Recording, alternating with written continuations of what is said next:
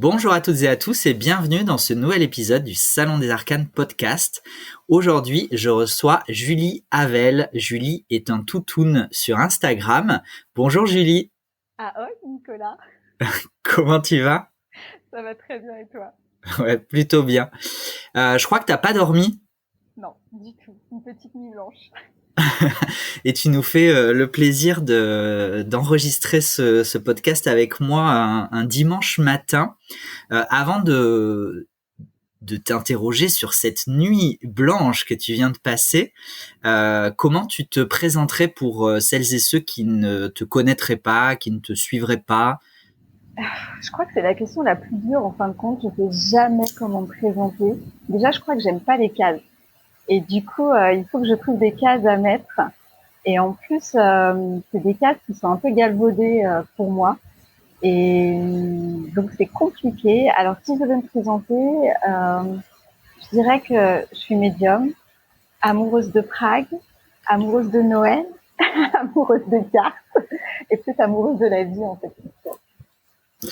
Trop bien. Bon, on ne se connaît pas personnellement, mais je pense qu'on devrait bien s'entendre parce que je te rejoins sur pas mal de points. Et c'est pour ça que j'ai voulu te proposer cet épisode qui sera diffusé le vendredi qui précède Noël, donc ça sera parfait pour se mettre un petit peu dans l'ambiance. Mais avant de se mettre dans l'ambiance de Noël, je voudrais du coup que tu nous racontes peut-être un petit peu à quoi tu as passé ta nuit. Alors, j'ai passé ma nuit à faire. Alors déjà, j'ai passé 2 nuits en réalité, 2 nuits à faire des ghost hunts. Alors en français, ça donne de chasse aux fantômes, ce qui n'est pas très très joli parce que évidemment, on ne chasse pas les fantômes, mais on se réunit dans un lieu historique de préférence, possiblement hanté, et avec des participants et des participantes, on erre dans ce lieu toute la nuit. On fait divers ateliers et en fait, on essaye de voir si on arrive à avoir des signes de dessin ou d'autres choses. Et ce qui est intéressant, c'est qu'on est trois. Il y a moi, il y a Vanessa et puis il y a River James. On a trois personnalités complètement différentes et surtout, on propose des ateliers complètement différents les uns des autres. C'est-à-dire que moi, je vais aller proposer plutôt des ateliers de médiumnité où on va aller faire des ressentis, on va aller à l'écoute de son corps, de signes, on va tirer les cartes, les énergies du lieu, etc., etc. Et puis on a River James qui va avoir, et Vanessa aussi d'ailleurs, qui tous les deux vont avoir une approche beaucoup plus scientifique et peut-être un peu moins perchée que la mienne, si on peut dire ça comme ça.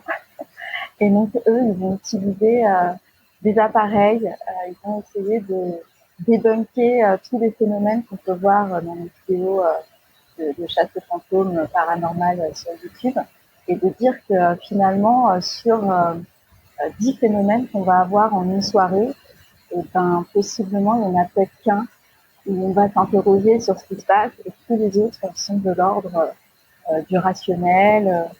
Ça peut être des conditions météo, ça peut être une porte qui claque mais par un coup de vent, ou ça peut être parfois des phénomènes d'énergie, d'électricité, etc., etc. Alors moi, je suis pas très surpris par ce que tu nous racontes parce que je t'ai connu via le podcast de Vanessa, le podcast Who You Gonna Call, que j'ai pris beaucoup de plaisir à écouter. Alors j'ai pas tout écouté parce que je crois qu'il a plusieurs années déjà, mais j'en ai écouté quelques épisodes avec grand plaisir. J'ai commencé à te suivre et c'est après que je me suis rendu compte que tu suivais et que tu connaissais aussi le Salon des Arcanes. Alors, j'ai plus la temporalité, peu importe, mais du coup je trouve ça hyper intéressant. Et du coup, est-ce qu'il s'est passé des choses intéressantes pendant cette nuit, sachant que je sais pas là où vous étiez, quelles étaient les conditions météo, mais en tout cas chez moi c'était la tempête là ce week-end. Donc, est-ce que ça aide, est-ce que ça interfère, comment ça se passe? Ouais, alors on était au château de Durtal, qui est entre Le Mans et Angers, à une demi-heure d'Angers, une demi-heure du Mans, qui est un château historique qui a notamment vu le passage de Catherine de Médicis, entre autres. Donc c'est vrai que pour nous c'est intéressant parce que déjà c'est un personnage à part entière qui était quand même très versé dans l'astrologie, les sciences occultes, la chimie, etc. Donc il y a déjà une base de départ pour nous qui est plutôt intéressante. Il a fait un temps horrible, horrible. C'était aussi la tempête, l'orage, le vent, la pluie. C'est difficile d'enquêter quand il y a des phénomènes comme ça parce que pour nous, ça occure pas mal de parasites, notamment le vent qui fait beaucoup de bruit ou même la pluie. Et alors, ce que je vais dire, c'est pas encore totalement vérifiable parce que ça demande à ce qu'on ait d'autres conditions météo du même genre pour pouvoir réitérer les expériences et du coup avoir quand même une base solide. Mais en général, on remarque que quand il pleut, c'est comme si ça annulait un petit peu les événements qui peuvent se passer et parfois l'orage au contraire peut provoquer un petit peu plus d'énergie dans l'air et donc peut accentuer un peu les phénomènes qu'on peut avoir. Et du coup, on a eu 2 soirées complètement différentes. Vendredi, on a eu pas mal de choses assez intéressantes sur les différents ateliers, alors qu'hier, c'était le cas de ça. Vous passez quand même un bon moment. Ah mais bien sûr, de toute façon c'est cool parce que t'enquêtes dans un château quand même historique, tu fais un peu d'histoire, voilà, tu dis que tu foules le sol là où la Catherine de Médicis par exemple l'a foulé aussi. Je crois que alors il y en a d'autres qui sont passés, je sais plus les noms en tête, mais ils ont pas été tachés, qui sont passés par le château. Et rien que ça, tu es quand même dans un lieu d'exception qui dit autrement, et je trouve ça génial. Vous êtes combien dans ce type de soirée? On est une vingtaine à peu près, 20 participants. Vendredi, on fait une soirée un petit peu plus intimiste, donc c'était plus aussi parce qu'on a pu expérimenter d'autres choses. Et puis hier, on était 20. J'ai plein de questions, hein, mais du coup, depuis quand tu fais ces ghost hunts? Comment c'est venu? Comment vous trouvez les lieux? Enfin, plein de questions. Alors, depuis quand Depuis une paire d'années, je pense que ça fait au moins 10 ans, si c'est pas un peu plus. Donc ça commence quand même à faire un petit peu. Moi, j'ai rencontré Vanessa parce que j'étais participante sur mon premier Ghost Hunt en fait. Et du coup, je connaissais pas du tout le concept. Et c'est une amie à moi qui m'a traînée là. Je crois que j'avais pas trop envie de venir, je sais pas pourquoi. Et on a fait mon premier Ghost Hunt dans un hôpital psychiatrique abandonné en région parisienne. Donc pour ma première fois, nous, c'était pas mal. Le lieu était pas mal, un peu angoissant, j'avoue. Et en fait, j'ai adoré cette soirée. J'ai adoré tout ce que j'ai pu vivre, expérimenter. Et je crois qu'à partir de ce moment-là, j'en ai plus loupé un seul. J'en ai fait énormément en tant que participante. Et puis, de fil en aiguille, une amitié s'est créée avec Vanessa, avec Jen. Et ça va faire maintenant, je crois, 3 ou 4 ans que je fais les ghost hunts en tant qu'animatrice. Et ta question, c'était comment on trouve les lieux, je crois, c'est ça? Exactement, ouais. Alors ça, c'est le boulot de Vanessa. Et moi, je lui tire mon chapeau parce que ça demande une énergie incroyable parce qu'il faut démarcher les lieux. Et je pense qu'elle ne contredira pas si je dis que sur 50 lieux qu'elle va démarcher, elle a peut-être 2 réponses. Parce que c'est un petit peu tabou quand même encore en France, c'est paranormal. En Angleterre, c'est très différent, ou même aux États-Unis. Mais c'est vrai qu'en France, on a un petit peu du mal à s'ouvrir à ça. Donc, il y a quelques lieux qu'on arrive à démarcher, qui nous font confiance et sur lesquels on revient en fait d'année en année. On a vraiment maintenant des lieux habitués. Je pense à l'abbaye Fontaine-Guérard en Normandie, où voilà, on y va au moins une fois par an. Durtal, c'est pareil, on y tourne régulièrement. Donc voilà, on a nos petits lieux chouchous et puis de temps en temps, il y a des petits nouveaux qui s'inscrivent comme ça dans le lieu.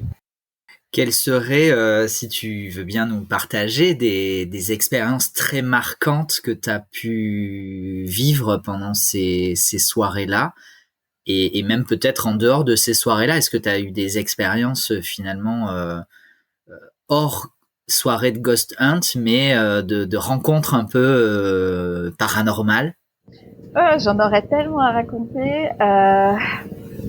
Les plus marquantes. Ouais, j'en ai deux à raconter qui sont à la limite hyper personnelles, mais que j'aime bien raconter parce que finalement elles s'inscrivent dans un processus de deuil apaisant. Et du coup, j'aime bien les raconter. Il y en a une, c'était il y a 3 ou 4 ans, je crois. Et en fait, j'avais des cochons d'Inde à l'époque. Et j'en avais un qui était très très malade. Et puis malheureusement, voilà, j'ai dû l'accompagner. Et un samedi soir à 1h du matin, je me retrouve à aller chez le vétérinaire de garde. Et donc, on se dit au revoir. Et je rentre à la maison, évidemment, hyper triste, hyper pas bien. Et je crois que je me mets un film pour essayer de me lobotomiser un petit peu le cerveau. J'arrive pas à dormir. Et alors bon, c'est compliqué à expliquer comme ça, mais la configuration de la maison fait que c'était une cuisine ouverte sur une salle à manger. Et donc mon canapé tournait le dos à la cuisine. Et en fait, tout d'un coup, je suis en train de regarder le film et j'entends un gros splash par terre à mes pieds. Je me lève et je vois une poire qui s'est explosée par terre. Et en fait, cette poire, elle venait de 3 mètres derrière moi. C'était la seule poire que j'avais à la maison. Elle était dans un saladier qui lui-même était posé au-dessus du micro-ondes, qui était posé sur un plan de travail. Et en fait, pour arriver là où elle a atterri, elle a fait un espèce d'angle droit. Je sais même pas comment elle a fait en fait. Honnêtement, je ne sais pas. Tout ce que je sais, c'est que la poire, c'était l'aliment préféré de Malone, du cochon d'Inde. Et c'est ce que je lui ai donné juste avant plus tard. Et j'ai trouvé ce signe absolument hyper apaisant. Alors, ça ne veut pas dire que ça a enlevé toute ma peine, bien évidemment, mais ça a participé, on va dire, à m'apaiser. Je sais pas trop comment dire ça autrement, en fait. Voilà, j'ai trouvé ça juste génial.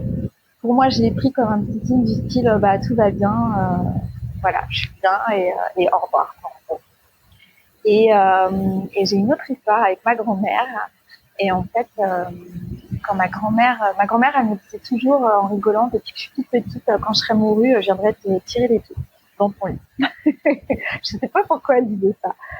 Ma grand-mère, elle avait une peur viscérale de la mort. Et je pense qu'elle est décédée avant de savoir ce que c'était comme métier. Et je suis sûre qu'elle aurait fait beaucoup de et donc, quand elle est décédée, la nuit où elle est décédée, en fait, vers 3 heures du matin, euh, quelqu'un m'a tiré les pieds. Et je jure que c'est pas mon imagination et que j'ai vraiment senti et que je me suis retournée, j'ai regardé où était mon mari pour être sûre que c'était pas lui qui m'avait donné un coup de pied dans le lit ou quoi que ce soit. Et non, on m'a vraiment attrapé les pieds, c'était un peu de fou. Et c'est pareil, j'ai pris vraiment ça comme un signe du style, tout va bien, voilà, tout va bien et au revoir encore une fois. De la même manière que Malone, c'était pareil, ça a vraiment participé à commencer mon processus de deuil en fait de manière vraiment apaisée. Ça c'est vraiment pour des phénomènes un peu personnels et touchants. Après d'autres phénomènes, j'ai vécu pas mal de déplacements d'objets dans des pièces, donc aussi bien en enquête que chez moi d'ailleurs. Par exemple du style tu vas poser des couteaux sur le plan de travail et puis tout d'un coup tu les vois voler à l'autre bout du plan de travail, voilà, comme ça, sans explication, pas de fenêtre ouverte. En enquête aussi, j'ai vécu des choses, et pas toujours la nuit d'ailleurs, je le précise, parce que des fois c'est en pleine lumière, en journée. Je me rappelle une fois comme ça, on était dans un château, on marchait dans un couloir, donc il y avait quelqu'un à côté de moi, on était toutes les deux à l'étage, il n'y avait personne d'autre. Et en fait, entre nous deux, tout d'un coup, on voit passer une poignée de porte. Le truc improbable, en plus, une poignée de porte, c'est qu'on se retourne, il n'y a absolument personne derrière nous. On récupère la poignée de porte et en fait, on se rend compte que cette poignée de porte, elle était censée être sur la porte de la cuisine, qui est quand même 2 étages plus bas. J'ai aucune explication. Honnêtement, il ne faut pas me demander. Je n'ai aucune explication. Euh, L'explication peut-être la plus plausible, on pourrait peut-être parler de Poltergeist, pourquoi pas. Mais au-delà de ça, réellement, j'ai aucune explication sur le déplacement d'objets, comment ça fonctionne, comment ça marche. C'est un truc qui me fascine et qui m'intrigue de plus au point. Mais malgré toutes les expériences qu'on peut faire et qu'on essaie de réitérer, on n'a jamais réussi à avoir un début d'explication. Tu parlais de poltergeist pour celles et ceux qui seraient pas familiers, habitués des termes. Est-ce que c'est un terme pour désigner un fantôme? Est-ce qu'il y a différents termes, différentes peut-être hiérarchies de manifestations? Alors un poltergeist, si on traduit littéralement, ça veut dire esprit frappeur, parce que souvent, en fait, les poltergeists, ça va être effectivement des phénomènes de déplacement d'objets, des déplacements, enfin des coups dans les murs, par exemple. Et on dit esprit frappeur parce que c'est vrai que c'est, on va dire, des phénomènes un peu violents, parce que ça va être des grands coups, ça va être des oreillers qu'on jette dans la pièce, etc., etc. Quand on parle de poltergeist, a priori, on ne parle pas de fantômes au sens défunt du terme. Les poltergeists, c'est plus, alors on serait plus sur des phénomènes qu'on crée nous-mêmes, en fait. La théorie, c'est que plus souvent, on va dire dans 90% des cas, les poltergeists arrivent au sein d'une famille où il y a une jeune fille adolescente en pleine puberté et on va dire en pleine confusion hormonale, si on peut dire ça comme ça. Et donc, les hormones créeraient en fait une espèce de champ magnétique qui favoriserait ces déplacements et tous ces phénomènes un peu bizarres.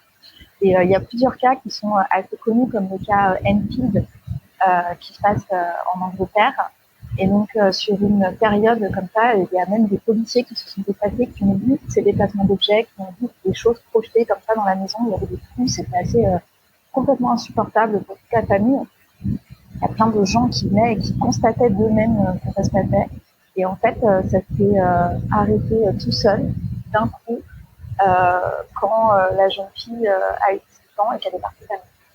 Et il y a plein d'autres cas comme ça où on se rend compte qu'une fois que la puberté est terminée, une fois que l'adolescence est terminée, je sais pas, j'ai pas vraiment d'explication scientifique, donc c'est difficile de mettre vraiment quelque chose de rationnel en face de ça, mais en gros, une fois que tout ça s'est passé, tout ça pète, et en fait après, il y a complètement après. Et je pense que les déplacements d'objets, pour l'avoir expérimenté, je pense qu'ils peuvent être favorisés au-delà des hormones, mais en tout cas des ambiances un peu électriques. Par exemple, dans le cas où tu réunirais dans une pièce, tu vois, plusieurs personnes qui s'apprécient pas fortement et qui ont vraiment des grosses animosités. Et je pense que par, je sais pas, télépathie ou voilà, par énergie un peu chargée de toutes ces émotions, on arriverait à faire bouger des objets comme ça sans même s'en rendre compte et sans en avoir conscience.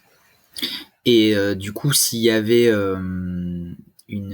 pas une hiérarchie, mais une catégorisation au-delà des poltergeists, quels seraient les autres termes pour définir d'autres types de manifestations? Bah, euh, t'as des poltergeists, tu vas avoir des doppelgangers qui sont des doubles de toi, en fait. Euh, Par exemple, alors moi, ça m'est jamais arrivé, mais River James, qui fait les ateliers avec nous, lui a déjà eu des cas de doppelganger où il a croisé une personne qu'il connaissait à un endroit, et en fait, cette personne n'était pas du tout là, elle était ailleurs au même moment. Et alors pareil, j'ai pas forcément d'explication. Le problème, c'est ça, c'est qu'en fait, on n'a pas beaucoup d'explications à donner, à part de dire qu'on ne fait pas grand-chose et qu'on continue de chercher et d'expérimenter pour peut-être un jour avoir un début de réponse. Mais voilà, aujourd'hui, il n'y a rien de vraiment concret. Donc, on peut avoir des doppelgangers. Donc, ça, c'est pareil. C'est pas des choses qu'on peut apparenter au dessin au sens propre du terme. Alors il y a des gens qui parlent de fantômes, d'autres qui parlent plutôt de défunts, qui seraient effectivement les personnes qui sont décédées. En fait. Et puis on a aussi ce qu'on appelle les énergies résiduelles, c'est-à-dire des énergies qui sont inscrites, par exemple, quand on parle de château dans la pierre, des choses qui ont été vécues, ça peut être des drames par exemple, même des choses beaucoup plus légères et beaucoup plus joyeuses, et qui en enquête vont ressortir. Par exemple, pour donner un exemple, un petit soir, au château de Burtal, on était dans les cachots. Et en fait, à un moment donné, on a entendu des coups de clés et des pas. Ça, typiquement, c'est pas forcément un fantôme conscient, donc au sens défunt du terme, mais plutôt une énergie résiduelle et donc un bruit qui s'est inscrit dans le temps à force de répétition et qu'on va capter en fait à ce moment-là, à l'instant T, parce que le temps, peut-être une courbure du temps où on s'est connecté à cet instant-là à un autre plan. Enfin voilà, il peut y avoir plein d'explications diverses et variées, mais on voit bien que c'est pas des choses forcément conscientes et donc pas des dessins au sens où on l'entend du terme. Et après, je vais même poser la question, existe-t-il vraiment des dessins de l'autre côté? Je ne sais pas. Je ne saurais pas répondre à cette question. Et c'est hyper intéressant. Moi, ça me fait penser à. Alors moi, j'ai pas d'expérience, j'ai jamais fait de ghost hunt, j'ai jamais fait de spiritisme. J'ai des expériences extraordinaires, voire paranormales. J'en ai vécu, mais pas forcément dans un contexte et dans un cadre lié aux fantômes ou à ces phénomènes, les phénomènes que tu viens de décrire. Ça me fait penser à. Moi, j'avais lu un livre de Patricia Daré, médium, qui a débuté et qui s'est fait connaître beaucoup en étant appelée par des personnes vivant dans des lieux hantés, dits hantés, et donc elle se rendait dans ces lieux-là, entrait en communication ou pas avec l'entité qui se manifestait pour essayer de permettre de se libérer et de libérer le lieu à ce moment-là. Ça me fait aussi forcément penser, enfin forcément je ne sais pas, mais penser aux exorcistes, à l'exorcisme pratiqué notamment à l'époque par les prêtres catholiques. Qu'est-ce que je sais pas, quelle est ton opinion par rapport à ces deux exemples que je te partage de. Alors du coup, bon, pour les exorcismes, c'est vrai que quand on parle de religion, moi j'ai un petit problème parce que je trouve que c'est très manichéen en fait et que le bien, le mal, ça laisse la place pour rien d'autre. Et je trouve que la vie, elle est plutôt au milieu que dans chacun des extrêmes comme ça. Bon, je suis un peu partagée, mais pourquoi pas. J'ai rencontré un prêtre exorciste dans le sud de la France, le père Boblet, qui a je ne sais combien d'exorcismes à son actif. On va dire que sur le fond du discours, j'ai trouvé intéressant déjà parce que lui-même dit que sur 90% des personnes qui viennent me voir, pour lui, elles ne sont pas possédées, au sens où l'Église l'entend, mais que ça relève parfois de psychiatrie, parfois juste d'un mal-être, en fait.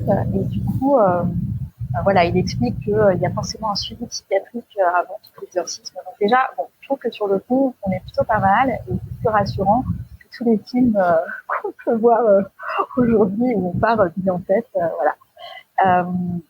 Et après, parfois, c'est vrai, on a cette vision des films hollywoodiens aussi, des exorcismes avec des démons, etc., etc.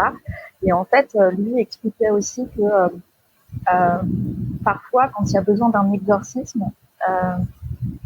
c'est plus subtil que ça encore. C'est pas forcément un démon qui va exorciser, mais plutôt le péché.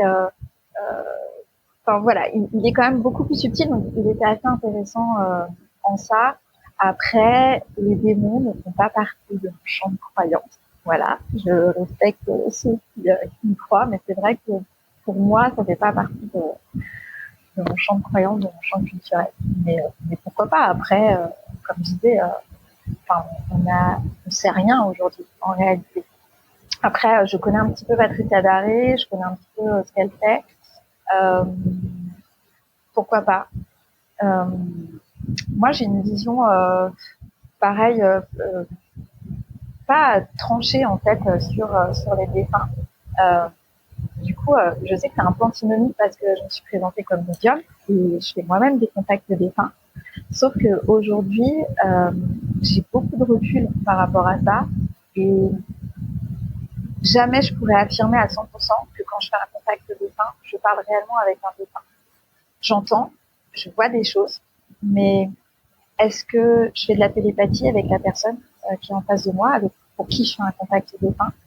Est-ce que je me connecte aussi à des énergies résiduelles du défunt Est-ce que je fais du mentalisme? Parce que en fait, je peux vraiment aussi, pourquoi pas, essayer d'évoquer ça. Est-ce que c'est autre chose qu'on ne comprend pas encore? Ou est-ce que c'est vraiment un dessin auquel je me connecte? J'en sais rien. En fait, je me connecte à un truc, et à un truc du coup qui délivre des bons messages, puisque ça parle aux personnes qui sont en face de moi, donc ça c'est sûr. Mais après, réellement être affirmative à 100% et dire oui, oui, c'est un dessin, c'est quelqu'un qui vivait sur Terre et qui est décédé, et je parle à son âme qui est quelque part ailleurs. Est-ce que je me connecte pas à un autre plan aussi? Est-ce que il n'y a pas tout un multivers de l'autre côté? Ouais, j'en sais rien. Je sais pas. C'est hyper intéressant et je suis content que tu en parles parce que c'était ma question suivante et un peu ma transition pour parler de ta médiumnité, hein, que effectivement tu t'es présenté comme médium. Je crois que du coup c'est aussi de ce que j'en ai compris ton activité professionnelle. Alors oui, c'est pas mon activité principale, mais c'est mon activité secondaire. Ouais. Et ton activité principale, je sais pas si on a le droit d'en parler ou pas. On peut en parler. Vulgairement, j'aime bien parce que je me présente toujours comme ça parce que ça fait toujours sourire les gens, mais je suis croque-mort. D'accord, ok. Donc Voilà. tu baignes vraiment dans un milieu, dans une atmosphère très empreinte de la mort finalement. Oui, c'est oui, c'est mon univers, et c'est un univers dans lequel je me sens super bien en réalité. Et c'est une reconversion professionnelle. J'ai mis longtemps finalement avant d'y aller. Et depuis que j'y suis, je me sens vraiment bien parce qu'en fait, on a beaucoup de tabous en France sur la mort, et voilà, c'est culturel aussi. Et il y a plein d'explications qui remontent au début du 19e ou du 20e siècle. Mais je trouve que la mort, c'est pas moche, c'est quelque chose qui peut être beau aussi, triste. L'un n'empêche pas l'autre, mais beau aussi, quoi.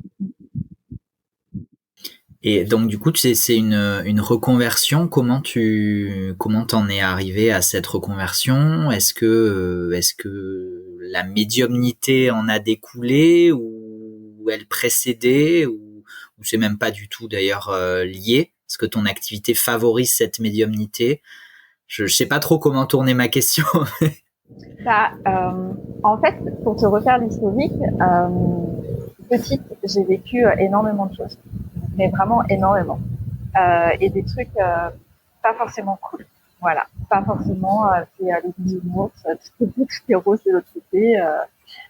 C'était assez compliqué, et j'étais dans une famille où on ne parlait pas beaucoup de ça. Moi, j'avais un ami imaginaire, il fallait que j'arrête. On me disait toujours un petit peu tout ce qui m'arrivait. Et du coup, j'ai arrêté d'en parler. Et puis, j'ai vécu, on parlait des poltergeists et de l'adolescence tout à l'heure. Je sais pas si ça a un rapport aussi pour moi, mais en tout cas, en fin d'adolescence, j'ai vécu des trucs un peu cringe et un peu compliqués qui m'ont vraiment, qui m'ont fait peur déjà, pour commencer, parce que c'est normal d'avoir peur. Et en fait, j'ai voulu absolument tout couper. En fait, je voulais plus en entendre parler. C'était pour moi, voilà. Donc ça c'était mon idéal. Bien entendu, bon voilà, je vois rien, j'entends rien, mais il se passait quand même des trucs, mais dans le déni total en fait. Et c'est quand j'ai recommencé un petit peu à m'y intéresser, mais vraiment plus tard, vers 27, 28 ans, que forcément là, je me suis pris un peu la porte en pleine face de tout ce que j'avais occulté et laissé de côté. Et puis après, les Ghostons sont arrivés, Vanessa, les expériences. Et en fait, je suis arrivée à un moment de ma vie allez, on va dire que j'ai fait une crise de la quarantaine avant 40 ans. Et je me suis dit, ce que je fais aujourd'hui, pour moi, ça n'a pas trop de sens. J'étais pas, je sais pas si j'ai vraiment envie un jour de vivre de ma médiumnité, parce que j'ai encore un problème aussi moi par rapport à ça, qu'il faut que je règle. Et du coup, je sais pas, le funéraire s'est imposé à moi un jour comme une évidence. En fait, j'ai pas vraiment d'explication rationnelle. Un jour, je me suis dit, je veux rentrer dans le funéraire. Voilà, je veux être thanatopracteur, je veux prendre soin des corps des gens, je veux prendre soin des défunts, des obsèques, je veux être utile aussi bien aux familles qu'au défunt et puis à la société. Et puis à partir du moment où j'ai pris cette décision-là, tout s'est déroulé hyper facilement. C'était il y a combien de temps? C'était il y a 10 ans maintenant. Ouais, ça va faire 10 ans. Comment on en arrive justement à dépasser cette peur? Tu disais c'est normal d'avoir peur quand on vit des expériences aussi marquantes, aussi fortes, surtout enfant. Hein, c'est vrai que il est quand même dit globalement que les enfants ont une sorte de canal ou en tout cas captent, voient, entendent beaucoup plus de choses que nous adultes parce que on est beaucoup à avoir fermé ces canaux dont tout le monde dispose à des degrés plus ou moins différents. Comment on en arrive, comment on peut dépasser cette peur jusqu'à aujourd'hui comme toi être trouver du plaisir à explorer, à chercher, je sais pas comment dire, à vraiment se plonger tête la première dans ce type d'expérience. Alors déjà, je vais te rassurer, j'ai encore peur aujourd'hui des fois. Ça m'arrive encore quand même de temps en temps. Je pense que pour la dépasser, ça a été un long cheminement, un long travail de me dire déjà de dépasser les croyances de tout le cinéma hollywoodien qui diabolise absolument tout et qui fait des trucs horribles et j'ai jamais vu personne marcher au plafond avec qui tournait sa tête et voilà. Ça m'est jamais arrivé. Je dis pas que ça n'existe pas, mais en tout cas, ça m'est jamais arrivé. Et du coup, ouais, c'est plus en fait le cheminement et surtout, je pense, le fait, l'habitude, au bout d'un moment, à force d'en faire, euh, quand c'est épisodique, quand tu fais ça une fois de temps en temps et qu'il t'arrive un truc une fois de temps en temps, je pense que voilà, tu continues à avoir peur et c'est normal, c'est des trucs que tu ne contrôles pas, que tu ne maîtrises pas, tu sais pas d'où ça sort, tu n'as pas d'explication. Ton cerveau il est en mode fuck en fait, il essaye de rationaliser ce qui n'est pas rationalisable, en tout cas pas aujourd'hui. Et, euh, et aujourd'hui, je prends du plaisir parce que justement, en fait, j'ai envie de comprendre, j'ai envie de comprendre d'où ça vient, j'ai envie de comprendre. Pourtant, je sais que potentiellement, je comprendrais pas. En tout cas, pas dans cette vie-là. On verra après si vraiment il existe quelque chose. Peut-être que je le saurai à ce moment-là. Mais il y a cette espèce de démarche de recherche, en fait, de quête de vérité, de quête de comprendre, de me dire peut-être qu'un jour j'aurai la preuve ultime, même si tu me poses la question de qu'est-ce que la preuve ultime, je serais incapable de répondre. Parce qu'en fait, j'ai vécu des trucs de fou. Et même encore en ayant vécu ces trucs de fou, je doute encore et j'ai envie de plus, en fait. Et tu vois, quand on est en enquête, ça me fait toujours rire parce que des fois, on va leur dire, si quelqu'un nous entend, faites un bruit. Faites toc-toc dans une porte, par exemple. Voilà. Et un jour, quelqu'un répond immédiatement qu'il y a un gros boom dans une porte à côté de toi.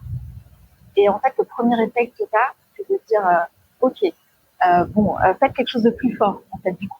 Parce que ça ne suffit pas, en fait. Est-ce que vraiment c'est ça, réitérer, recommencer. Et tu te rends compte qu'en fait, à force de chercher, il n'y a rien qui te satisfait et tu as envie de plus parce que du coup, tu te dis, est-ce que c'est pas la chance? Enfin, tu vois, est-ce que c'est pas le hasard, une coïncidence ou je ne sais quoi? Et en fait, il n'y a pas de preuve.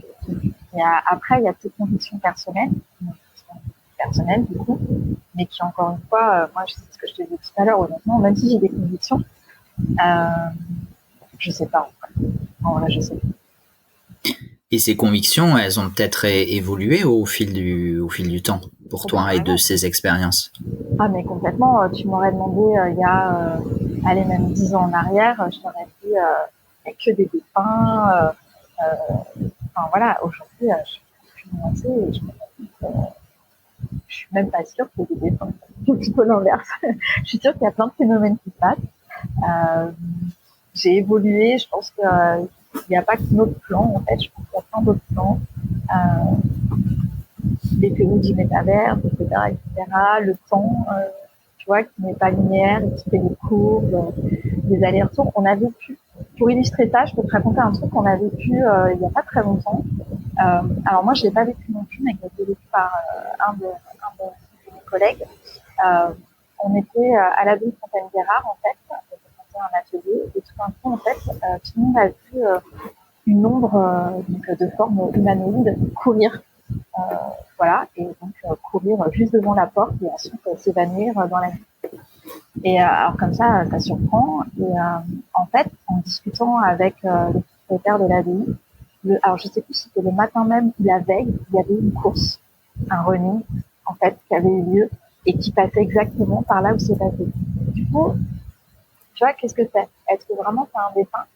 Est-ce que c'est quelque chose de résiduel ou est-ce que c'est pas carrément le temps qui à un moment déconne, la courbe du temps, et est-ce qu'on n'a pas juste revécu ce qui s'était passé la veille, mais du coup en direct, donc à un moment donné, il y a eu voilà, une petite, je sais pas, une petite fracture du temps, un petit peu comme ça, et voilà. Et c'est ça qui est fascinant, et c'est ça qu'on recherche en fait.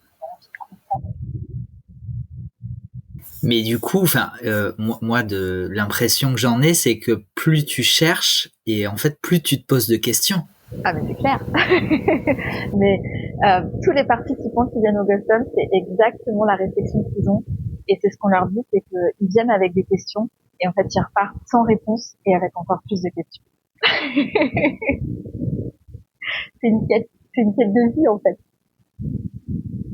Mais finalement, sans aucune finalité, ou en tout cas aucune certitude d'avoir une finalité. Ouais, aucune certitude de finalité. Mais est-ce que finalement, ça, c'est pas aussi le leitmotiv de tous les chercheurs? Qui sait s'il va avoir une finalité ou pas derrière? Moi, j'aime bien ce terme de chercheur. En fait. Je crois que c'est ça. On cherche et bah, peut-être qu'un jour on trouvera et peut-être qu'on ne trouvera pas et peut-être qu'on fera avancer et que les prochains derrière nous, ils auront eux des explications parce qu'on aura aussi fait avancer le débat. Mais ça, c'est génial. Est-ce que j'ai peut-être une dernière question sur le sujet? Est-ce que vous avez déjà eu des grosses déceptions lors de Ghost Hunt, par exemple, ou personnelles, ou peut-être de participants, participantes qui seraient venus et où il se serait peut-être rien passé, ou et des gens qui seraient faire face en fait à une certaine forme de frustration derrière en fait derrière une attente peut-être démesurée parfois. En tant que participant, je peux comprendre que tu puisses avoir effectivement une frustration si, bah, comme hier soir, il ne se passe pas grand-chose, voire rien du tout. Et en même temps, les gens qui viennent et qui participent savent aussi qu'ils viennent bah, déjà parce que potentiellement, ils vont rencontrer des gens qui ont la même passion qu'eux, les mêmes questions qu'eux. Et du coup, tu te sens moins seul. Et ça, c'est quand même génial. Parce que bah, parfois, sur ce chemin-là, on se sent quand même un petit peu seul. Voilà, enfin, et même si aujourd'hui on trouve beaucoup plus de ressources que quand moi j'ai débuté, hein, je rappelle que moi j'ai commencé Internet encore, donc voilà, donc pour trouver des ressources, pour trouver des choses comme ça, c'est hyper rare. Aujourd'hui, voilà, tu vas dans n'importe quelle librairie, tu trouves quand même un petit peu au moins des bouquins sur le sujet, chose qui n'était pas du tout bah, quand moi j'étais ado et que je cherchais déjà des réponses. Donc déjà, tu viens pour rencontrer une communauté. Donc ça, c'est génial. Tu viens dans les Ghost Hunt, voilà, on se réunit, on fait des groupes, on parle toute la soirée, donc il y a vraiment cet échange-là déjà qui est génial. Ensuite, tu viens et tu arpentes de nuit, dans le noir, des lieux historiques. Ça, c'est super aussi. Enfin, moi, je me damnerais pour un Ghost Hunt au château de Versailles. Si voilà, si quelqu'un m'entend et peut m'avoir des accès au château de Versailles, je suis preneuse. Je trouve que c'est génial. Et après, j'ai envie de dire que finalement, le phénomène, ce qui peut se passer, bah, c'est la suite sur le gâteau. Nous, Je comprends. moi, j'ai pas de déception parce que on kiffe ces soirées-là. J'adore rencontrer les gens qui viennent. On a des habitués qui viennent à tous les Ghost Hunts. Au final, on finit par former une petite famille aussi, et je trouve que c'est génial. On se suit depuis des années, on connaît les gens, et puis il y a des petits nouveaux qui viennent se greffer, et ils sont géniaux aussi parce que bah, eux aussi, ils apportent leurs expériences, voilà, et tous ces échanges en fait, ils nous nourrissent et nous enrichissent en fait de plein de choses. Ça a l'air franchement. Alors moi j'ai vu hein, l'invitation pour le Ghost Hunt de ce week-end. En plus c'était la Saint-Nicolas vendredi, donc clairement j'aurais adoré participer. C'était un peu loin par rapport à là où moi j'habite pour faire le déplacement. Surtout finalement plein de tempêtes, donc j'ai bien fait. Mais clairement c'est quelque chose auquel je serais curieux curieux de participer. Et effectivement, je comprends tout à fait ce que tu dis sur ce sentiment de rencontrer des gens, de partager une passion, de créer une communauté. C'est rien que ça, en fait, c'est vrai que c'est déjà beaucoup. Ouais, je trouve que ça vaut le déplacement et voilà, ça vaut. Et puis c'est génial parce que on sait pas ce qui va se passer en fait potentiellement et il peut se passer aussi un truc de complètement dingue et qui va te faire cogiter et gamberger peut-être pendant 2 semaines après quand tu te remets le truc en tête quoi. Des fois entre nous quand on débriefe avec Vanessa, avec Trevor James, on se dit mais on est fou en fait, c'est pas possible. On a halluciné, je sais pas, il y avait de la moisissure toxique. Enfin, tu vois, on se dit il y a des trucs, c'est pas possible quoi. C'est trop chelou en fait. Et on est là et on cogite et des fois on a du mal à se rendormir à la fin d'un semaine en fait. Parce que on se refait le truc en boucle, on se dit purée, est-ce qu'on n'a pas loupé une info à un moment donné, est-ce qu'on peut pas dans le jargon on dit débunker, c'est-à-dire démontrer que ce qui s'est passé ça a une explication rationnelle et voilà, que c'est pas un truc un peu perché et ouais, on débute souvent encore et encore, on se refait le film et on s'endort ou pas, ça dépend. Bon, là, ce matin, manifestement, non. Non, écoute, j'étais bien dans le mood. Là, je suis encore sur le week-end que j'ai passé. Je suis bien dans le temps. Bon, tant mieux, parce que on a encore plein de sujets à aborder. C'était déjà passionnant, donc déjà merci.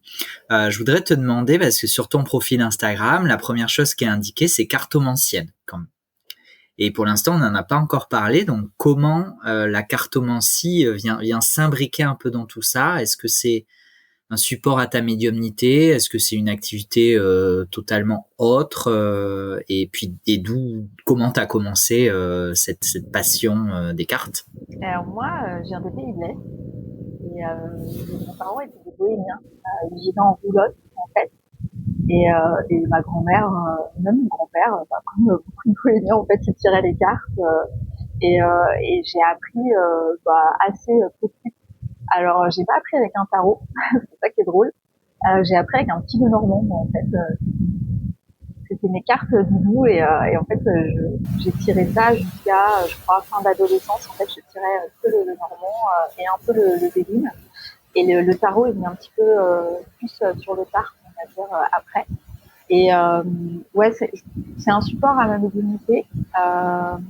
J'aime bien les cartes en fait parce que je trouve que comment je pourrais expliquer, ce support, je trouve juste extraordinaire. Moi, c'est un support qui me fait voyager à chaque fois. En plus, aujourd'hui, on a la chance d'avoir des illustrateurs et des illustratrices de talent de fous furieux. Et je trouve que c'est génial tout ce qu'on peut faire avec, en fait, et jusqu'où ça peut nous embarquer et toutes les infos qu'on peut trouver dedans. Et comment l'inconscient peut se connecter à l'imagerie, au symbolisme qu'il y a dans toutes les cartes. Voilà, je trouve que c'est génial, donc j'adore ça. Et j'en ai toujours avec moi. J'ai une petite Lenormand qui ne quitte pas depuis voilà. Et j'ai toujours des cartes avec moi. Voilà, j'ai toujours envie de tirer une carte à un moment donné. En enquête, par exemple, typiquement. J'aime beaucoup tirer une carte pour voir l'énergie du lieu, ce que je vais rencontrer ce soir ou pas. Est-ce que du coup tu parlais de ta famille avant qu'on creuse un peu parce que j'ai plein de questions à ce sujet-là aussi. Mais du coup la pratique de la cartomancie était quelque chose de vraiment familial déjà? Chez mes grands-parents, oui. Ça a sauté une génération. C'était du côté de mon père. Ouais, chez mes grands-parents, oui. Et voilà, mon père, pas du tout. Alors, par contre, lui, je crois qu'il est pas plus rationnel et terre à terre. Je ne crois absolument pas. C'est des trucs de bonne femme, comme on disait dans l'ancien temps, là. C'est pas du tout un truc qui m'intéresse. Absolument pas. Justement, là, les trucs de bonne femme, c'est que c'est souvent on parle de grand-mère, mais toi t'as dit tes grands-parents. Est-ce que ton grand-père tirait aussi les cartes? Oui. Ben, j'ai l'impression que c'est un truc de bohémien, ça, en fait. Ouais, j'ai plus l'impression que c'est vraiment culturellement parlant. Ils étaient un peu dedans et ouais, tous les deux, ils aimaient bien, ils tiraient les cartes. Voilà, dans leur roulotte, en fait. je trouve ça génial. Enfin, je trouve ça génial. Après, voilà, ça a toute une génération. Et mes grands-parents sont décédés assez. Enfin, moi, je n'étais pas beaucoup connue. J'avais 15 ans quand ils sont décédés. Donc, voilà, j'ai juste eu le temps d'apprendre à boire de la prune dans mon biberon, comme tous les gens de l'Est, et à tirer les cartes. Justement, l'Est, moi je te suis et je prends aussi beaucoup de plaisir parce que tu es une amoureuse de Prague. Du coup, ta famille est originaire de République tchèque. Aujourd'hui, c'est le nom de ce pays, mais de cette partie-là, en tout cas de l'Europe. Oui, mes grands-parents sont nés à Prague. Mes arrière-grands-parents aussi, des couturiers sur Prague. Et ils ont migré pendant la guerre. Et du coup, j'ai de la famille voilà, en Moravie. J'étais un petit peu installée en Moravie, en Bohème, mais surtout Prague. Ouais. Et c'est une vraie histoire d'amour. Je ne sais pas comment l'expliquer, mais Prague, c'est vraiment chez moi. C'est un truc de fou parce qu'en fait, mon but dans la vie, mon goal, c'est de mourir à Prague. Quand je serai vieille, je vais aller passer ma retraite déjà là-bas. Ça, c'est sûr, c'est déjà acté dans ma tête. Et je veux pouvoir mourir là-bas. Et c'est ma terre, en fait. C'est un truc hyper fort. Bon, on pourra en parler. J'étais, comme tu connais bien Prague, mais je trouve qu'à Prague, il y a vraiment un sentiment comme ça. Cette ville, elle est tellement belle. Et vraiment, je parle pas par chauvinisme, mais il y a vraiment un truc qui dégage de cette ville, un truc mystique, quelque chose. Mais ouais, c'est chez moi quand on a. Alors effectivement, c'est une ville que je connais bien, moins que toi, mais que je connais un petit peu pour y avoir vécu quelques mois. J'ai fait mon Erasmus à Prague. Et tu parlais dans ta reconversion professionnelle de cette espèce d'évidence qui s'est présentée à toi, qu'il fallait que tu fasses ce métier. Ben moi, Prague, je ne peux pas l'expliquer. C'était pour moi une évidence qu'il fallait que je fasse cet Erasmus à Prague. Et je n'ai considéré absolument aucune autre option parce que pour moi c'était alors que je n'avais absolument aucun lien avec Prague. Mais je savais que j'allais faire un Erasmus et qu'il fallait que ce soit à Prague. Donc effectivement, je l'ai fait à Prague et j'y suis retourné quelques fois après. C'est une ville pour moi de conte de fées, véritablement. Et quand tu dis qu'elle est belle, c'est vrai qu'elle est plus que belle. Les saisons sont extraordinaires. Enfin, Noël à Prague, on en reparlera parce que je sais que tu es aussi une amoureuse de Noël comme moi. Noël à Prague, c'est magnifique. Le printemps avec tous les cerisiers en fleurs, c'est exceptionnel. Enfin, bon, voilà. Je suis effectivement, comme toi, un amoureux de Prague. Je sais que voilà, tu vas nous en parler un peu plus parce que donc ta famille est de là-bas, mais j'ai cité ton nom en introduction, hein, donc Julie Havel, on connaît la figure historique Václav Havel, donc c'est un nom qui n'est pas anodin pour ce pays et pour cette ville. Tu t'es déjà entendu parler publiquement des réactions que tu pouvais avoir lorsque les gens, les Tchèques apprenaient ton nom de famille. Donc voilà, je veux bien qu'on creuse un peu ce sentiment et puis cette visite. Fais-nous voyager, fais-nous visiter Prague. On parlera aussi de la Prague un peu plus mystique, ésotérique, puisque tu as sorti un e-book que tu m'as gentiment offert. Merci beaucoup. J'ai juste eu le temps d'y jeter un œil, je l'ai pas lu encore. Et c'est déjà un magnifique e-book qui pèse. Il est énorme. Tu parlais de la bête, mais c'est vrai qu'il est énorme. Alors déjà, mon ego, lui, il est super content parce que je trouve que c'est la classe d'atterrir à un aéroport qui porte son nom de famille. Déjà, rien que ça, moi, je trouve quand même, il est écrit en gros en plus. Donc lui, à chaque fois qu'il vient à Prague, il est super méga content. Il se refait un petit shoot comme ça et ça passe. Et en fait, Václav, du coup, l'ancien président de la Tchécoslovaquie et donc de la République tchèque, fait partie de ma famille éloignée. Donc c'est un cousin éloigné. Parce que Havel, finalement, c'est pas un nom très répandu en République tchèque. Il n'y en a pas beaucoup qui portent ce patronyme-là et on est tous plus ou moins de la même famille, en fait. Et Václav, c'est quelqu'un qui a beaucoup fait pour le pays. Qui m'a sorti du communisme, c'est quelqu'un qui était aidé et c'est quelqu'un qui a tellement apporté en fait au pays. Il est allé en prison pour ses convictions. Enfin voilà, il a défendu bec et ongles. Que malgré qu'il soit décédé aujourd'hui, les Tchèques lui vouent une admiration intense. Et en fait, je me rappelle une fois à l'aéroport, je repars de Prague pour aller en France et l'hôtesse, quand je lui donne mon passeport, elle me dit oh mon Dieu, elle me dit votre nom de famille est magnifique. Elle me dit si vous saviez tout ce qu'il a fait pour nous, Václav, je crois qu'on le remerciera jamais assez. Et ça m'émeut en fait, je trouve ça super beau. Moi j'ai rien fait perso, à part porter le même patronyme, mais ça m'émeut de me dire que voilà son nom, il est aussi empreint d'un égrégore de douceur quoi en fait.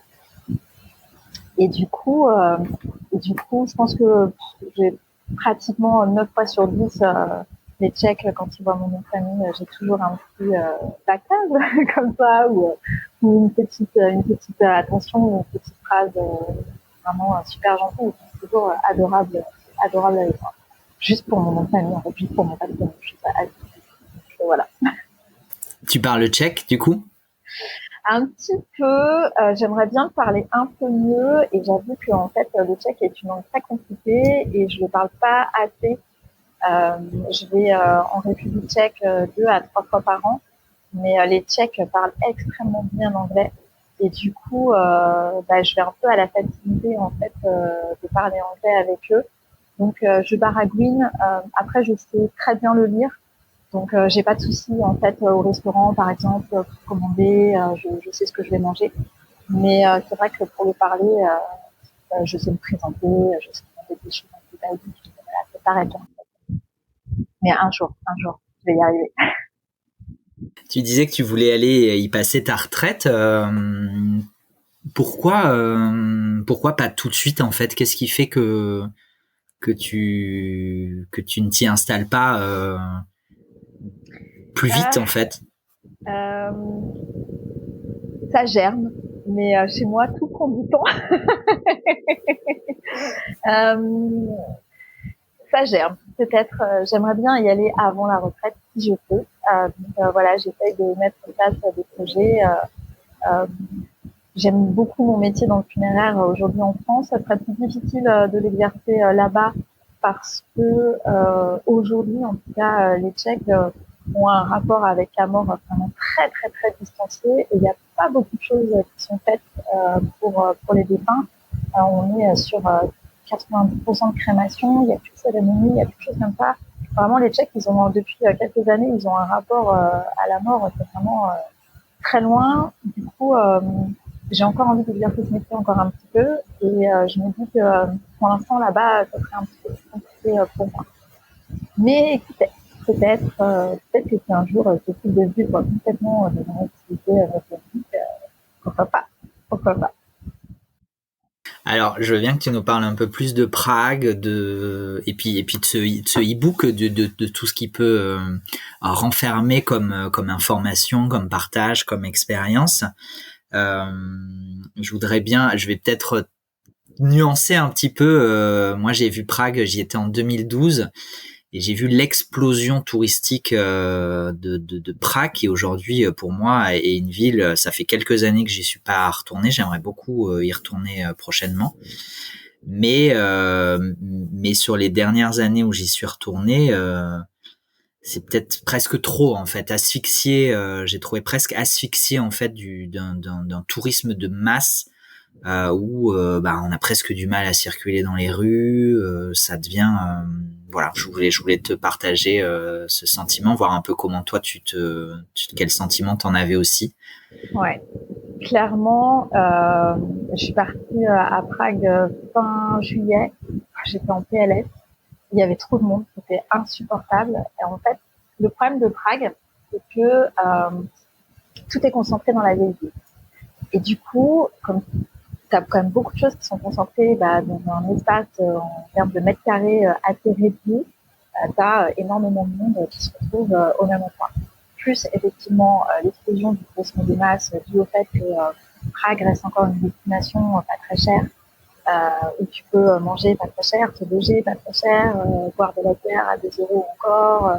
Enfin, voilà. La bière est moins chère que l'eau. Moi, je me rappelle en Erasmus, l'argument c'était que la bière était moins chère que l'eau. Ne buvant pas de bière, j'étais bien ravi, mais C'est ça, et du coup, il y a beaucoup de jeunes, voilà, qui viennent à Prague pour faire la fête le week-end.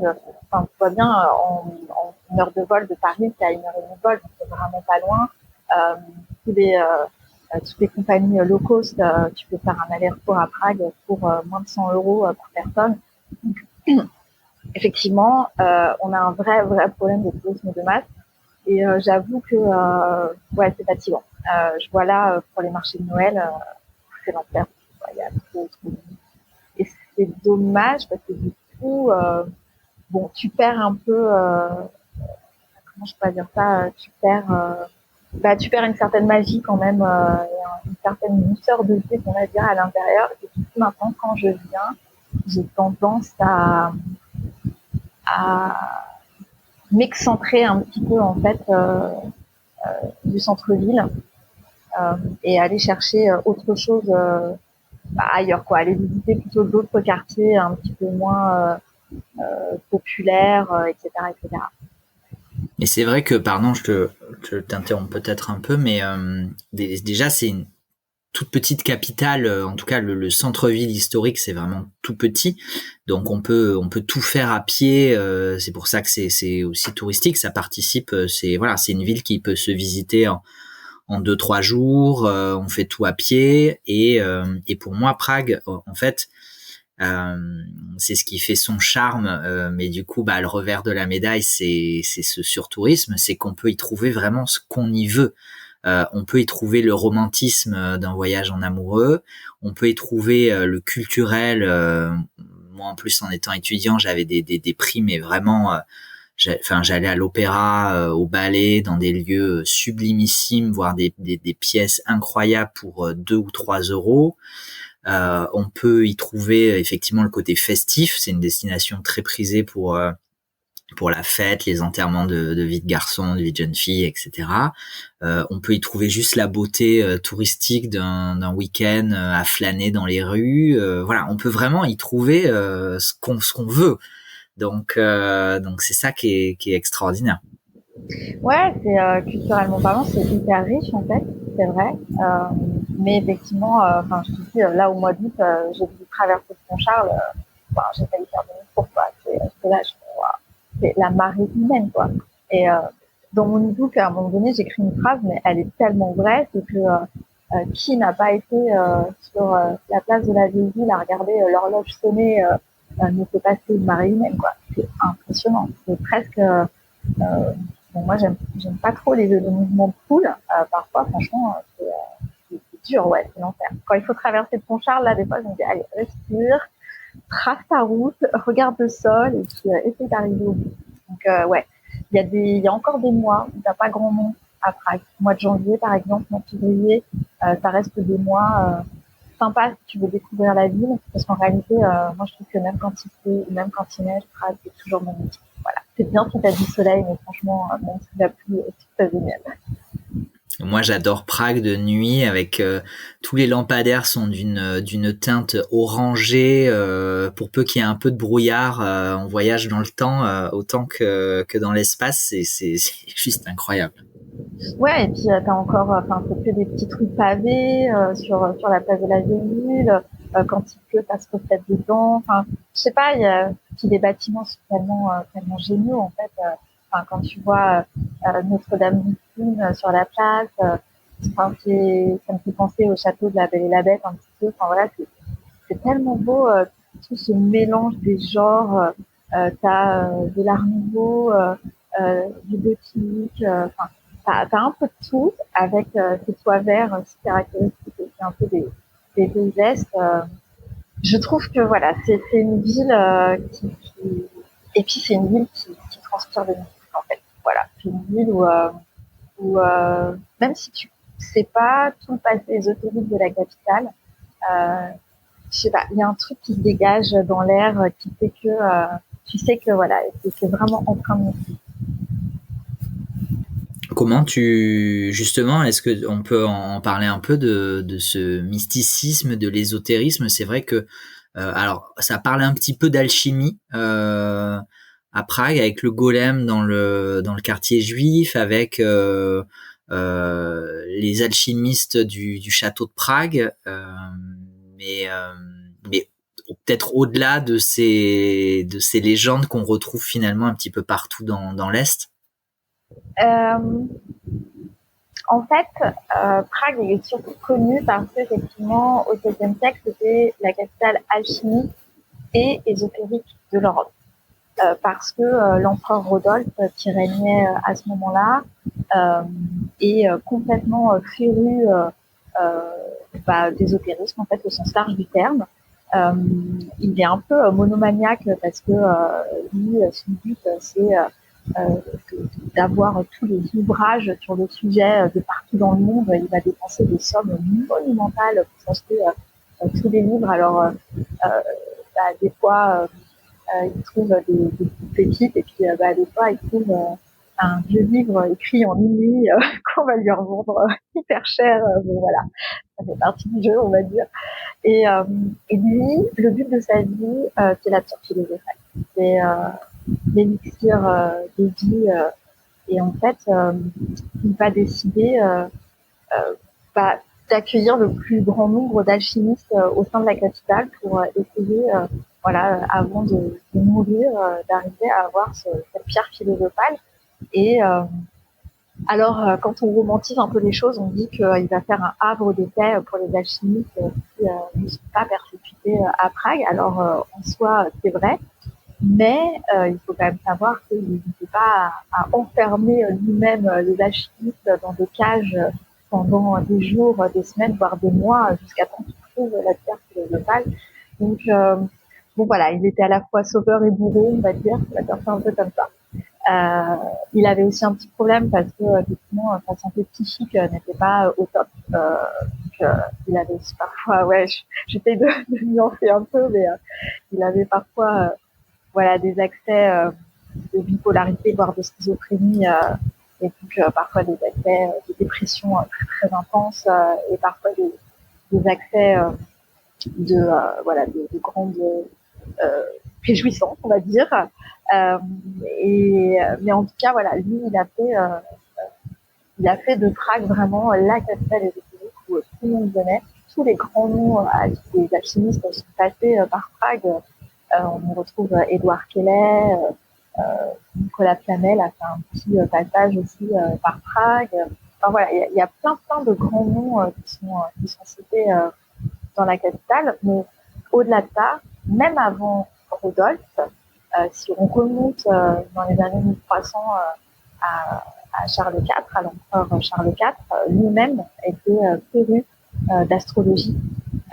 Et d'ailleurs, la construction de Charles doit beaucoup à l'astrologie, parce que voilà, ça a été utilisé pour la construction. Donc il y a quand même une certaine continuité, je trouve, dans le temps et dans les empereurs qui se sont succédés sur Prague. Et puis, si on regarde en fait la légende ou en tout cas l'histoire de la construction de Prague, voilà, on est sur une prophétie en fait d'une des filles d'un chef de tribu qui s'appelle Boucher. Et en fait, elle a une vision et elle voit que par-delà les étoiles et les collines, va se créer une ville qui va rayonner partout. Et, et quand elle trouve en fait l'emplacement de la ville qu'elle a vue en question, elle dit qu'elle va se nommer Pra, Praha en tchèque, qui veut dire le seuil.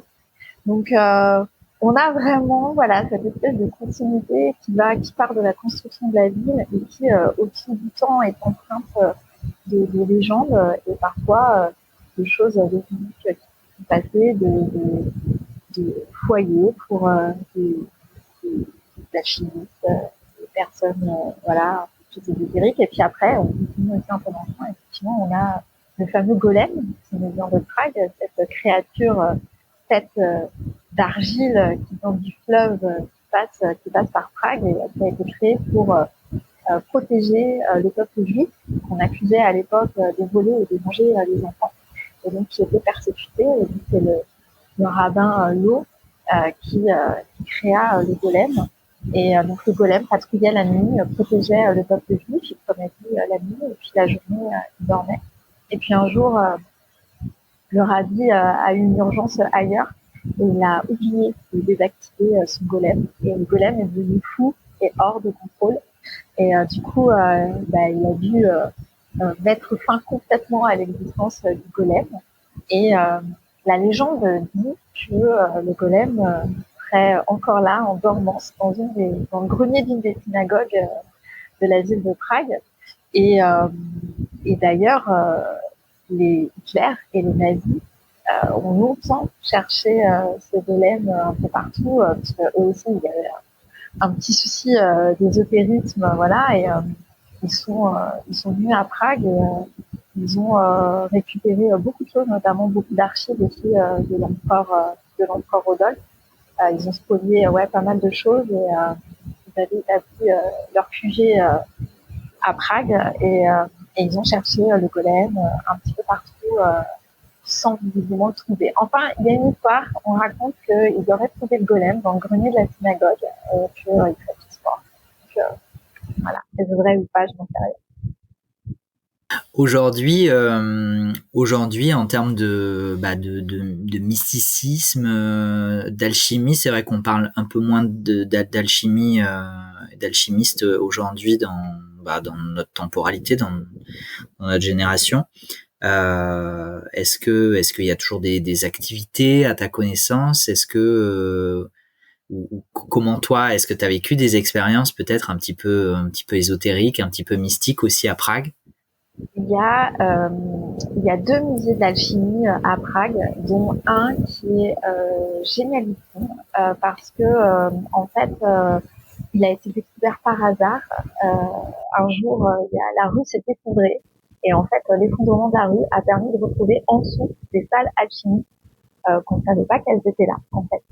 Et donc on les a préservées et visiblement j'ai discuté la dernière fois avec donc le propriétaire du bâtiment aujourd'hui et en fait il m'expliquait donc tu as d'abord une première partie, un rez-de-chaussée où on a donc retrouvé dans une des salles tout plein d'objets, une bibliothèque, donc ils ont reconstitué en fait en surface cette pièce-là. Tu descends en dessous et là tu as accès à des salles alchimiques de préparation avec les vrais fours, les vraies fioles qu'ils ont découvertes, enfin voilà. Et encore en dessous, évidemment, il y a d'autres salles, mais qui elles ont été entièrement submergées par les eaux. Et du coup, il y a des choses, visiblement encore dans ces salles, il y aurait des choses à découvrir, mais pour l'instant, il faudrait trouver le moyen d'assainir et pour l'instant, c'est pas encore possible. Et visiblement, il y a des couloirs qui partiraient donc de ces salles alchimiques qui sont en sous-sol et qui relieraient le château. Et donc, voilà. Certains disent, alors encore une fois, ces couloirs, on n'a pas pu les explorer jusqu'au bout parce que pour cause des inondations, enfin voilà, il y a de l'eau un petit peu partout, c'est un peu compliqué. Mais a priori, elles pourraient potentiellement déboucher dans le château et aurait servi une ville de passage pour que l'empereur Rodolphe puisse s'y rendre en dessous du chaussée. Et ce musée, il est tout petit, mais il est génial parce que en fait, tout est en état et je trouve ça absolument. Et quand tu descends à l'intérieur, je sais pas, il y a un truc, il y a une énergie dans l'air, il y a quelque chose d'assez fou et d'assez incroyable. Et tu as un autre musée qui lui se trouve un peu. Alors celui-là, il se situe dans la ville, ce musée-là, et tu as un autre musée qui se situe près du château, qui et lui est une reconstitution en fait plutôt voilà de la vie d'Édouard Kellet et de tout ce qu'il a pu faire en fait sur Prague et qui est super intéressant, c'est une idée donc en anglais par contre, mais où tu apprends une tonne de choses. Je crois que la vie dure entre 1 heure et 1 heure et demie et c'est assez incroyable parce que tu apprends plein de choses sur l'alchimie, l'homunculus, enfin voilà, tout un tas de choses, la vie d'Édouard Kellet et en plus tu as un petit bar à côté où tu peux voir des cocktails alchimiques de partout et l'expérience est vraiment chouette, c'est génial. Donc tu as vraiment ces 2 musées-là qui sont très axés sur l'alchimie. Et puis après, tu as pas mal de gospels aussi qui racontent ces histoires-là un peu alchimico, ésotérique dans tout Prague. Il y a plusieurs qui se font et qui sont assez sympas à faire. Et toi, personnellement, est-ce que tu as vécu des choses, découvert des choses un peu particulières? Ouais, j'ai vécu des phénomènes, notamment sur le pont Charles. Euh, j'ai vécu, c'était en soirée, il faisait nuit, puis il n'y avait plus personne, je crois qu'on était en plein hiver. Et je me promenais avec mon mari, et en fait, tout d'un coup, je sais pas ce qui s'est passé, j'avais l'impression d'étouffer, mais c'était vraiment, on me serrait complètement la gorge, et je suis partie en courant du fond, en fait, j'étais vraiment pas bien. Et hasard, coïncidence, synchronicité, je ne sais pas. Le lendemain, je n'y pense plus, je trouve que c'est vraiment hyper dérangeant ce que j'ai vécu, mais voilà, je continue en fait ma vie. Et en fait, le lendemain, juste à côté du pont Charles, je repasse et je passe devant une boutique, il y a un livre, je le regarde, je l'ouvre, et en fait, j'apprends que à une certaine époque, à l'époque de l'empereur Charles, en fait, on pendait les gens du coup. Et donc, je retrouve très bien cette sensation à un moment donné d'avoir eu cette impression de quelque chose comme ça qui me prenait à la gorge. Et voilà, c'est plus des petites choses comme ça, des énergies un peu résiduelles dans toute la ville. Et, et voilà, plus ce genre de petits phénomènes, des petits phénomènes, comme j'appelle ça. Et aujourd'hui, du coup, quand tu y retournes, tu disais que tu t'excentrais un petit peu du centre-ville. Ouais, parce que je connais la ville par cœur maintenant, donc j'ai plus forcément besoin d'aller faire tous les musées que je connais déjà par cœur, donc même si ça m'arrive de temps en temps. Aujourd'hui, je vais plus à Prague pour profiter de la vie, de l'ambiance, pour aller manger une petite soupe végé dans un pain, pour voilà aller manger des spécialités, le smashing, tout ça. Et du coup, j'ai plus tendance à m'excentrer et à aller dans des quartiers bah, plus populaires où il y a un peu moins de touristes et où je peux profiter en fait des parcs et de la douceur de vivre qu'il y a à Prague. Et au-delà de Prague, est-ce que la République tchèque ou au-delà de la République tchèque, ces régions j'ai oublié les termes, mais toi, tu vas les connaître. La Bohème, la Moravie, toutes les régions, tu veux dire, qu'est-ce qu'il y a en dehors, c'est ça, de Prague. Et il y a tout un champ des possibles. Il y a en République tchèque, il y a pas mal d'endroits quand même. Il y a des trucs un peu ésotériques comme ça. Je pense à la ville de Kutna qui doit être à. Alors je crois qu'en voiture, elle est à 3/4 d'heure de Prague. En train, on doit être à 20 minutes de Prague, où on y trouve l'ossuaire de Sedlec. Et en fait, cette ossuaire, c'est incroyable. Franchement, si vous allez à Prague, il faut aller là. C'est vraiment pas loin et c'est un truc qu'on voit pas souvent. On est à une époque où il y a eu une épidémie de peste. Et en fait, il y a eu malheureusement plus de corps que d'habitants à un moment donné. Et on les a enterrés dans une fosse commune. Et puis les années passent, et il n'y a plus de place. En fait, on ne peut plus enterrer qui que ce soit dans le cimetière. Il n'y a plus de corps. Et le prêtre ou le curé qui est en place dit on va faire de tout ça en fait. Et là, il a une idée un peu farfelue quand même, parce qu'il dit tiens, et si on construisait une église avec tous les os?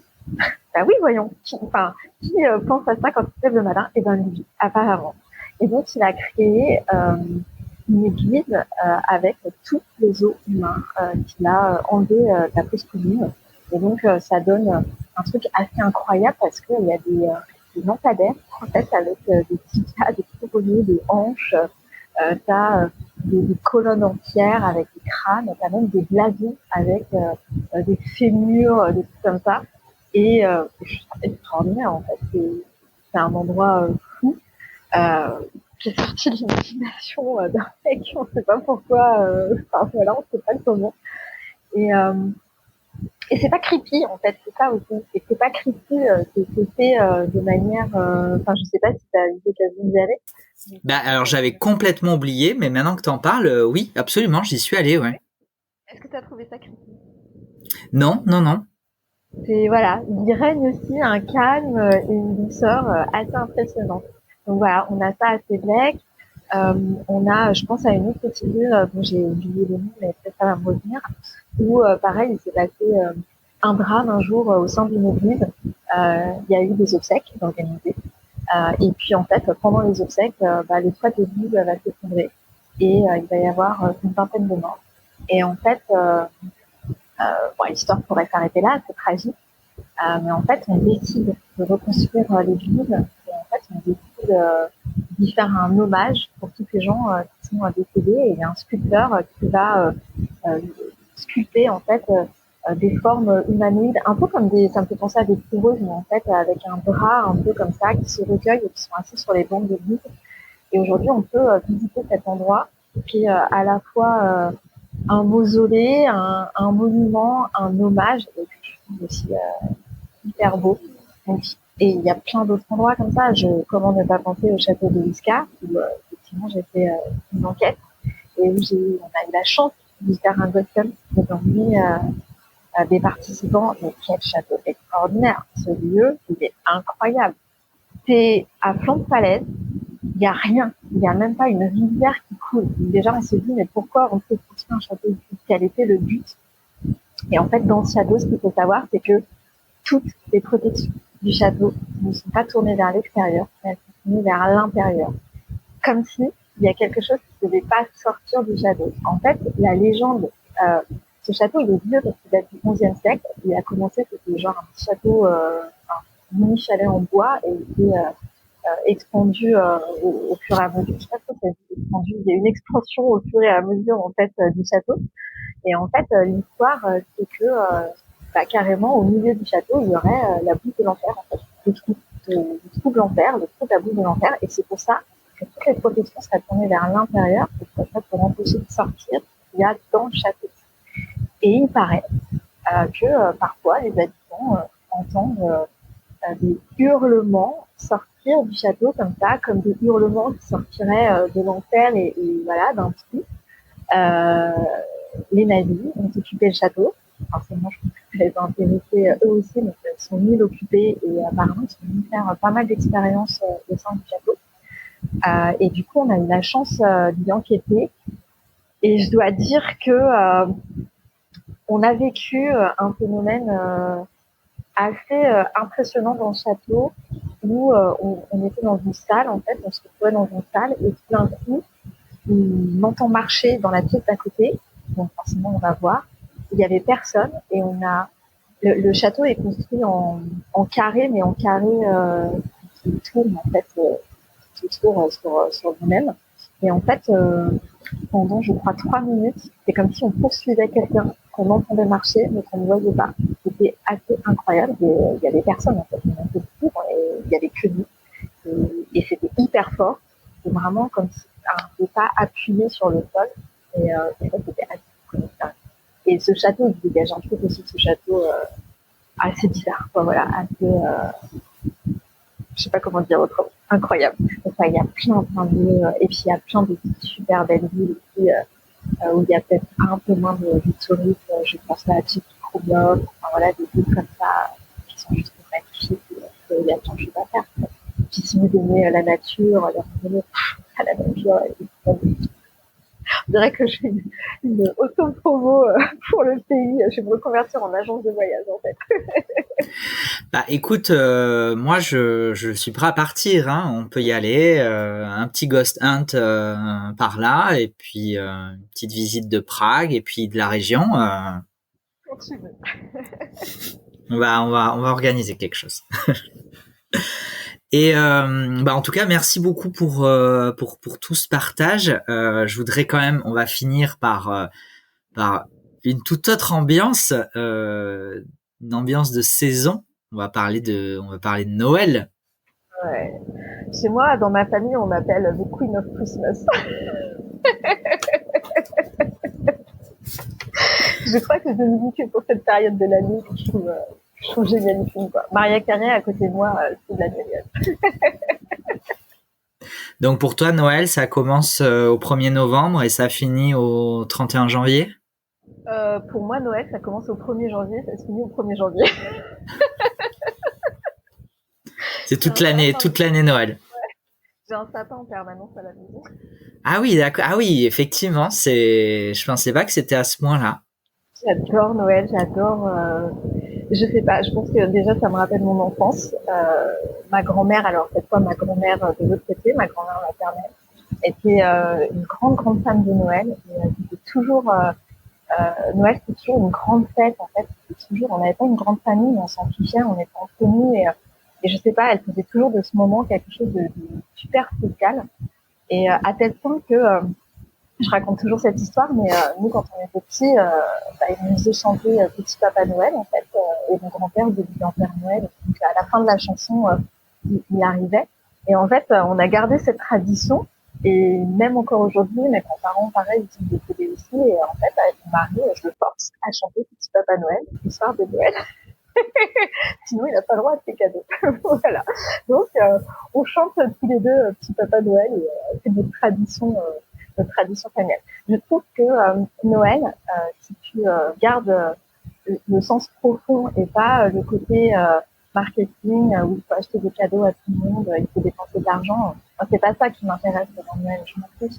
Mais c'est vraiment voilà le sens profond de partage, d'amour, de tous ces liens qu'on peut avoir, qui sont pas forcément familiaux d'ailleurs, qui peuvent être aussi amicaux, on s'en fiche en fait, mais voilà, de ce partage et de réunir les gens autour de quelque chose d'un peu sacré en fait. Quelque chose d'un peu sacré dans Eh ben, parlons-en du sacré dans Noël qui, alors effectivement, Noël aujourd'hui c'est devenu comme beaucoup de choses une fête commerciale. Il y a une empreinte dans notre culture judéo-chrétienne de la naissance de Jésus, mais au-delà, si on remonte encore dans les traditions paganistes, je sais pas si ça se dit, mais c'était aussi une forme de sabbat. Hein. Là, on est plus près du 21 décembre qui marque du coup le solstice d'hiver ou équinoxe. Je sais jamais lequel est lequel est le bon. Voilà. Donc, parlons-en avec plaisir. Moi, alors, je sais pas, peut-être ça va faire sourire les gens ou pas, mais moi, au mois de décembre, j'ai l'habitude de travailler avec le Père Noël. Parce que, alors quand je dis je travaille avec le Père Noël, je travaille avec l'égrégore Père Noël, en fait. Parce qu'en fait, je crois que c'est peut-être la personne la plus connue dans le monde. Qui ne connaît pas le Père Noël, en fait, aujourd'hui. Et du coup, ça participe à nourrir un égrégore que je trouve assez incroyable. Et je trouve que les énergies, justement, du mois de décembre, pour ça, sont assez folles, que j'aime beaucoup travailler avec. Je trouve que voilà, il y a quelque chose qui crépite en fait dans l'air. C'est des énergies de joie, des énergies enfantines, c'est des énergies d'excitation. On attend, on met nos cadeaux, c'est génial. On fait plein d'activités, on décore le sapin, on fait du pain d'épices ou d'autres choses selon sa culture et sa tradition. Et du coup, je me sers beaucoup de cette énergie-là en fait pour travailler, pour faire des travaux magiques, ésotériques, pour tirer des cartes aussi, parce que voilà, je trouve qu'il y a quelque chose de vraiment spécial. Et puis, je trouve aussi que si on revient à notre conversation de départ, alors on va partir, nous partons du postulat que des dessins existent vraiment bel et bien. Je trouve que beaucoup de gens parlent du moment d'Halloween, de Samhain, où effectivement le voile est plus fin, mais alors à Noël, c'est un truc fou en fait. Les énergies sont exactement les mêmes. Alors du coup, les gens ont peut-être moins l'habitude parce qu'ils associent peut-être Noël justement à cette fête commerciale. Mais en fait, Noël, c'est autre chose. La fête commerciale, c'est ce qu'on fait aujourd'hui. Mais si on reprend l'essence et si on regarde même dans le folklore, dans la mythologie, finalement, on retrouve plein de figures dans plein de cultures différentes qui se rapprochent du Père Noël. Simplement, voilà, le Père Noël tel qu'on connaît aujourd'hui, avec son petit bonhomme rouge, enfin son petit tapis rouge, Coca-Cola, tout ça, bon, c'est très bien. Mais si on regarde bien en arrière, moi j'avais lu des essais où il disait que la figure d'Odin pouvait tout à fait s'apparenter à être l'arrière grand-père du Père Noël. Quoi. Et c'est vrai qu'en fin de compte, on retrouve pas mal d'éléments qui peuvent faire penser au Père Noël. Donc je trouve ça hyper intéressant en fait de travailler avec ça. Et ça fait quelques années maintenant que je travaille. Alors du coup, ça peut plus à suivre parce que au mois de décembre, je sors du petit hôtel pour faire Noël. Donc dit comme ça, c'est vrai que ça fait un peu voilà. Mais je trouve que voilà, les travaux que j'entreprends ce mois-ci ont une autre profondeur et une autre énergie. Et une forme de divinité, Ah, mais tout à finalement. fait. Pour moi, Père Noël, oui, c'est une divinité. C'est parce que on retrouve la même chose. En fin de compte, on a des milliers et des milliers d'enfants par le monde qui prient de Père Noël, quoi, et qui font cet acte-là, en fait. Donc, oui, pour moi, ça s'apparente tout à fait. Il a sa place dans un panthéon, le panthéon de Noël. C'est un peu sacré, là, en fait. Puis une nouvelle religion. C'est ça. Je trouve que c'est une religion qui est pas mal, finalement, la religion de Noël. C'est assez cool. Oui, c'est vrai que c'est plutôt joyeux et festif. Ouais, c'est ça. Moi, Noël toute l'année, moi, ça me va bien, en fait. Tu vois, quand on voit l'état du monde actuel, finalement, on se dit que ça peut être pas mal. Du coup, Noël toute l'année, comment tu... Parce que c'est vrai que Noël, en tout cas dans nos traditions, c'est quand même associé très au début de l'hiver, les chansons White Christmas, donc le Noël blanc avec la neige, enfin les stéréotypes. Et qu'est-ce qui va au-delà de ça, qui te permet toi de célébrer Noël toute l'année? Bah, je garde quand même ce côté-là, chanson, parce que je trouve que ça me met dedans. Même si, oui, ça peut penser à l'hiver, mais finalement, l'hiver, c'est pareil, c'est la définition qu'on veut bien lui en donner. L'hiver en France n'est pas le même que l'hiver à Los Angeles, quoi, par exemple. On n'a pas les mêmes conditions météorologiques. Ils n'ont pas forcément de neige, ils n'ont pas forcément tout ce qu'on peut avoir nous, et pour autant, ça les empêche pas de célébrer aussi Noël différemment. Euh, Moi, vraiment, c'est ce que je te disais au début, ce qui va faire que je le garde toute l'année, c'est un peu toutes les valeurs qui, pour moi, en tout cas, se dégagent de Noël. C'est voilà, cet esprit de partage, cet esprit de faire un don de soi, de donner. Encore une fois, il ne faut pas penser aux cadeaux qu'on achète, mais des cadeaux qu'on peut faire qui n'ont pas de prix, qui ne s'achètent pas, qui ne demandent pas qu'on sorte de l'argent. Donc, moi, c'est ça que je vais utiliser, en fait, c'est ce don de soi, ce partage, tout ce qu'on peut créer en communauté, en fait, qui nous rapproche dans les traditions, etc., etc. Après, peu importe l'hiver, la neige. Moi, dans mon système de croyance, pour moi, voilà, Noël, c'est autre chose que nous en montre aujourd'hui. Voilà, c'est ça. À l'époque, on s'offrait des clémentines, donc j'étais heureuse. C'est vrai. Bon, tu aimes quand même tout ce qui s'attache à la déco de Noël, il me semble. Tu as quand même un sapin toute l'année. Moi, je te vois boire dans une tasse où c'est un sucre d'orge qui fait la anse. Tout à fait. Tu veux voir, regarde, j'ai des petites chaussettes de Noël aussi. Il y a quand même une esthétique de Noël appréciée. Ouais, j'avoue, ça c'est mon petit côté, je ne sais pas quel petit côté c'est, un peu naïf. Je trouve que c'est tellement mignon, en fait, c'est tellement petit côté enfantin, les petits lupins, les sucres d'orge, les couleurs. Voilà, il y a quelque chose d'assez festif, d'assez et à la fois doux en même temps. Enfin, je sais pas, toutes ces couleurs-là, moi, ça me met de la joie au cœur. En fait, voilà, je trouve que c'est beau. Si je pouvais, mais là, je pense que par contre, je perds mon mari. Mais si je pouvais, je pense que j'allais dans une maison de Noël en permanence. Je me dis, je mettrais des tapis partout, la rouge avec des candy canes, je mettrais des photos du Père Noël au mur. Je pense que si j'analyse, il y a peut-être aussi un petit côté de pas forcément vouloir vivre dans le monde un peu naze dans lequel on vit. Il y a peut-être aussi un peu de ça quand même, un peu côté laissez-moi dans le monde des bisounours, tout est ma life, voilà. Bon, après, je comprends, c'est vrai que Noël, enfin, moi, j'aime aussi beaucoup Noël, l'esprit, l'ambiance de Noël. ça dure jamais assez, mais parce que moi je le garde pas toute l'année, pas encore, peut-être un jour. Il y a beaucoup de gens pour qui Noël c'est difficile, les fêtes de fin d'année. Qu'est-ce que toi, en tant que amoureuse passionnée de Noël, qu'est-ce que tu pourrais dire à ces personnes qui n'apprécient pas cette période, qui n'apprécient pas Noël, qui peuvent se sentir peut-être, je sais pas, seules, tristes, déprimées à Noël? Ouais. Et déjà, je comprends tout à fait parce qu'effectivement, c'est aussi la société et le monde dans lequel on évolue qui rend ça difficile. On est dans une société de consommation où à Noël, enfin, je veux dire, tu sais même plus où donner de la tête tellement il y a de choses à consommer.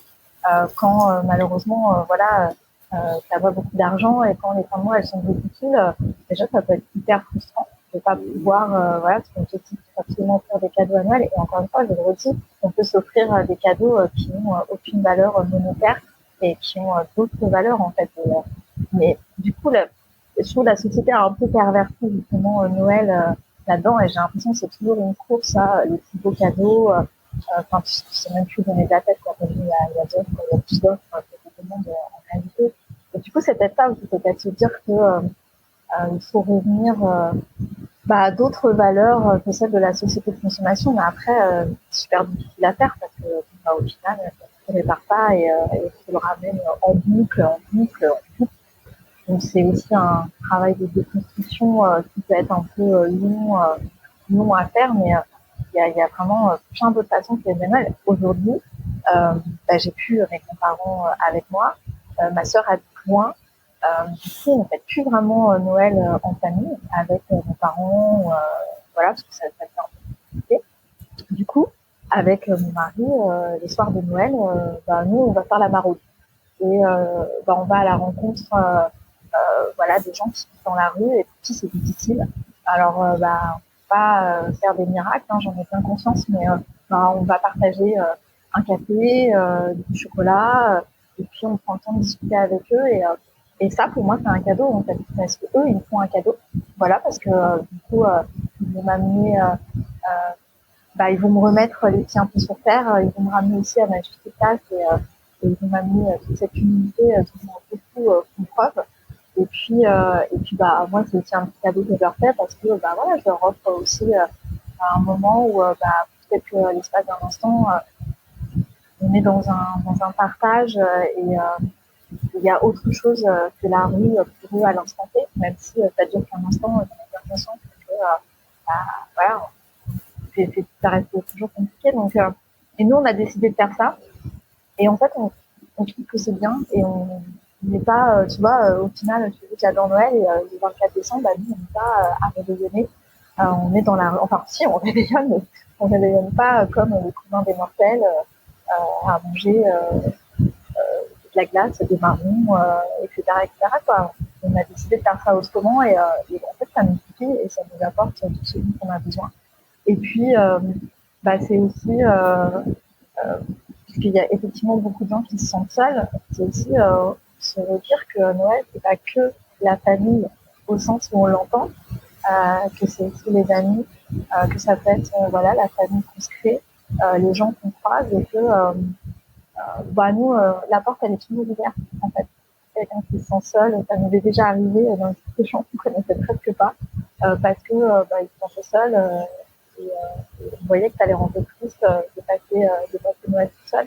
Et encore une fois, c'est pour nous les valeurs qui sont importantes dans Noël, c'est voilà, cet esprit de partage, d'entraide et on est dans une société tellement individualiste et on fait tellement plus attention à l'autre que Noël, nous, ça nous permet de remettre ça un peu au centre et puis on a l'impression de contribuer à notre façon. Alors c'est tout petit, mais puis je me dis que si demain tout le monde fait tout petit, on arrivera peut-être à faire quelque chose dans la vie, quoi. Bon, c'est un peu un dialogue utopique, hein, j'en ai bien conscience, hein. Mais je me dis que je suis droite dans mes bottes et voilà. Et ça, c'est déjà pas mal. C'est vrai que Noël peut être un beau moment d'humanité et de partage et c'était chouette de pouvoir le rappeler. Merci beaucoup. Écoute, je trouve que le message, c'est un beau message de fin. Donc voilà, je te propose que notre épisode de podcast s'arrête ici. C'était déjà très très très riche. Merci pour tous ces partages. Je pense que ça aura probablement donné envie à certaines personnes de peut-être d'approfondir. Pour les personnes qui voudraient te suivre, on te retrouve sur Instagram. Ouais, c'est ça, sur Instagram. Ouais. Julie est un Ju- toutoune en toute simplicité. voilà, Julie est un toutoun. Qu'est-ce qu'un toutoun d'ailleurs? En fait, c'est horrible parce que maintenant, comme tout le monde me connaît sous ce pseudo-là, je ne vais pas le changer. Mais en fait, un toutoun, à la base, chez moi, c'est un petit poney qui est tout mignon. Et voilà, je dis toujours, oh, c'est un petit toutoun, c'est trop mignon. Voilà, et je trouvais que c'était rigolo et du coup, je l'ai accolé à mon prénom. Mais voilà, bon, ça fait rire tout le monde me connaît comme ça et voilà, c'est ma singularité, on va dire. Parfait. Donc Julie est un toutoun sur Instagram. Et t'as d'autres réseaux ou un site ou c'est juste Instagram? Non, aujourd'hui, j'utilise uniquement Instagram. Je suis en train de réfléchir pour développer d'autres choses peut-être, mais voilà, ça viendra sûrement au courant de l'année. Parfait. Bon ben voilà. Donc Julie est un toutoun sur Instagram. Merci beaucoup d'avoir partagé ce dimanche matin avec moi. En plus un matin de nuit blanche. C'était Merci courageux. à toi. Merci à toi de m'avoir invité. C'était vraiment chouette. De toute façon, tu m'avais dit les mots magiques. Tu m'avais dit Prague, Noël. Déjà là, j'étais confuse. Effectivement, ouais, c'est vrai. Et c'était facile, voilà, c'était facile parce que moi j'ai pris grand plaisir à parler de Prague, de Noël et grand plaisir aussi à toute cette première partie autour du Ghost Hunt. C'était hyper intéressant, donc merci beaucoup pour tout ça. Et puis j'espère que nos auditeurs et auditrices auront aussi passé un agréable moment en notre compagnie. Je te souhaite une très bonne journée. Et puis, je remercie tout le monde, toi et tous nos auditeurs et auditrices. Et puis, à bientôt. Merci beaucoup. À bientôt.